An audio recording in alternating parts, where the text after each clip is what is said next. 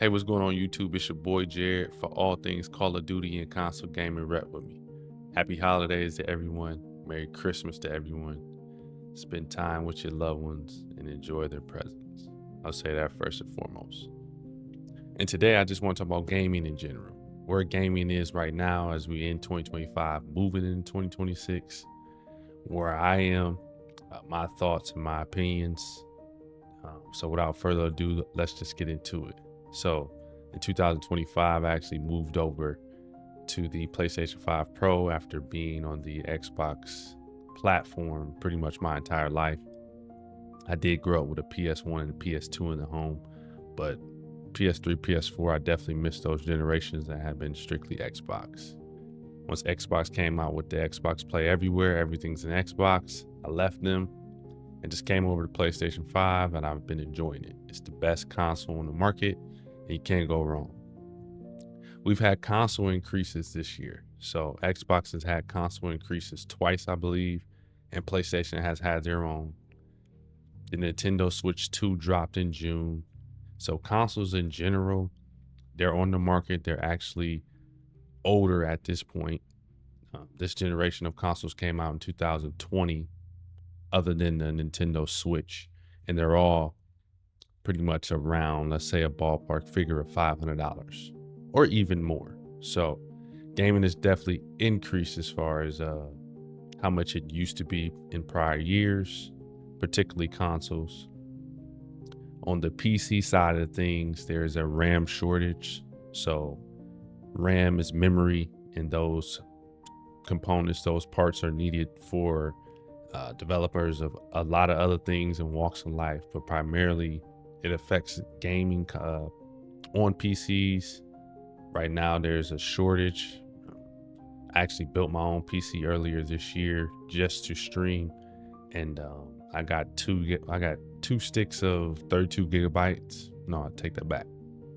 2x16, so 32 gigabytes total of DDR4 RAM, and now at this point, that almost cost $200. When I bought it earlier this year, around February, March, it was nothing. It was like $60. So RAM has a big shortage, and on the PC front of things, things have changed as well. Things are getting a bit more expensive.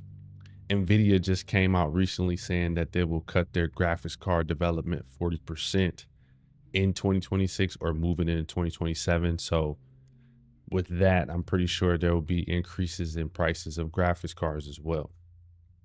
We've got some mid-range graphics cards.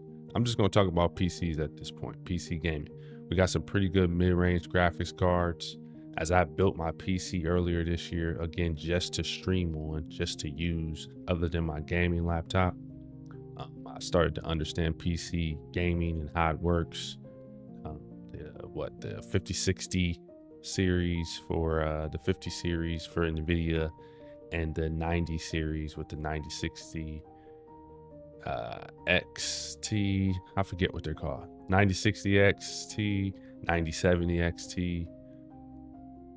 These are AMD cards. Those both came out this year, and they're pricey, but they work. A lot of those are mid-range to higher end graphics cards. If you don't know anything about PC gaming, graphics cards is the main thing that helps games be rendered, run smooth, and all those things. It's a lot of machine learning or AI that's being implemented into life, but in gaming, that is a big thing right now. As we end this year in 2025, I'm seeing that consoles have not sold like they used to. So there's been this thing going around. I see it on YouTube. I've seen it in a couple articles that just pop up on Google. Is gaming dying? Is console gaming dying? My answer to that is no, it's evolving. Right now, we have the PlayStation 5 and the Xbox Series X and S, which are really good from a hardware standpoint.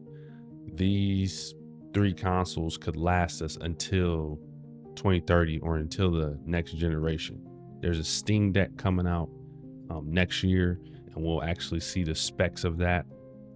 It's only been speculation, or I think some people have actually had hands-on about it, but I'm only giving my perspective. Again, this is my opinion. I'm not an expert at this.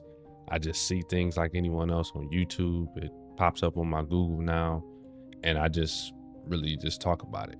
So from my perspective, what we have right now in hardware, as far as graphics cards for PC gamers and consoles for gamers, with the PlayStation 5, both Xboxes, and even the Nintendo Switch, with the Steam Deck coming out next year, we're just fine with the capabilities of what gaming hardware needs to do to render good games, fast refresh rates, and quick load times, all those things. So we may want to advance. Again, consoles traditionally have come out every 7 years, 7 to 8 years, 6 to 7 years.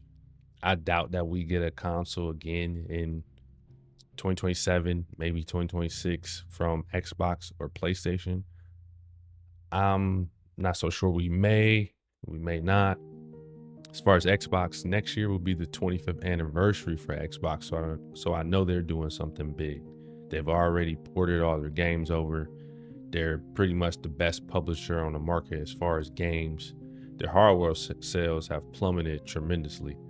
They've increased their console prices for the Xbox Series X and S almost $150 to $200 at this point. So I don't even think they want you to buy their games. They're actually pushing a lot of Xbox and the fan base, in my opinion, just over the PC. I wasn't with that move because I'm just a console gamer. I'm actually not experienced, but I'm just you know what I mean? I'm in my 30s. Like, I don't really need to have a really good gaming rig. I'm not trying to push high refresh rates. I need clarity. I need visual clarity. So as 4K has come out, these consoles that we have now, the Xbox Series X and the PlayStation 5 Pro, they produce a 4K image. Now, it may not be native. Native mean just the resolution has no upscaling techniques to it. Consoles have upscaling, so AI that allows you to get to a 4K image. They kind of stretch the image to make it 4K, as opposed to a PC. It's a native 4K image, so it may be a bit more sharper. I'm just fine with the consoles we got.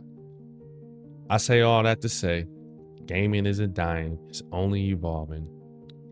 I can patiently wait for the next generation of consoles. The next Xbox will be a premium, more hybrid PC. Rumored. Again, none of this has officially came out. The higher ups over there at Xbox have talked about it. The PlayStation 6 will be a bit more of still traditional console, like continue to just advance the technology that's in a console and how it renders games visually, making them crisp, making them sharp. As I've made the move over from Xbox to PlayStation, that is one thing I can tell. Primarily just play Call of Duty, but visually a PlayStation 5 is visually better than a Xbox Series X, mainly because it's just sharper. Like the blacks seem to just pop a little bit more.